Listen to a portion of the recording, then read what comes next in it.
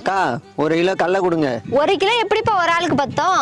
ஆமா, என் தம்பி இருக்கான். அப்ப 2 கிலோவா கொடுத்துருங்க. உன் தங்கச்சி கோச்சிக்காதா? சரி 3 கிலோ கொடுங்க. உங்க அப்பா கஷ்டப்பட்டு உழைக்கிறாரு. 4 கிலோ கொடுங்க. வாய்க்கு ருசியா உங்க அம்மா சமைச்சு போடுறாங்கல்ல. 5 கிலோ கொடுங்க. ஏன்பா உன் குடும்பத்தை பத்தி மட்டும் யோசிக்கிற? நாளைக்கு உனக்கு கல்யாணம் ஆகும், நாளன்னைக்கு புள்ள பிறக்கும். நாளன்னைக்கு எப்படி புள்ள பிறக்கும்? சரி 1 மூட்டை கொடுக்கா. உன்னை பத்தி மட்டும் யோசிக்காத. நாளைக்கு உன் தம்பிக்கு கல்யாணம் ஆகும், உன் தங்கச்சிக்கு கல்யாணம் ஆகும். மொத்தம் எவ்வளோக்கா இருக்கு? 10 மூட்டை தான்ப்பா இருக்கு. சரிக்கா, நான் போய் ஆட்டோ எடுத்துட்டு வரேன்.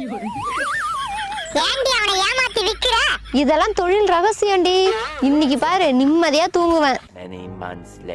அக்கா, இவனை எங்கேயோ பார்த்த மாதிரி இருக்கே. நான் தான்க்கா உங்ககிட்ட கடலை வாங்கிட்டு போனேன்ல. இப்ப கடலை மிட்டாய் பிசினஸ் ஆரம்பிச்சிட்டேன். மாசம் 1 லட்ச ரூபா சம்பாதிக்கிறேன். எல்லாம் உங்க கைராசி தான். 1 கிலோ கடலை வாங்க வந்தவன ஒரு தொழிலதிபர் ஆக்கிட்டியடி. உனக்கெல்லாம் இனிமே தூக்க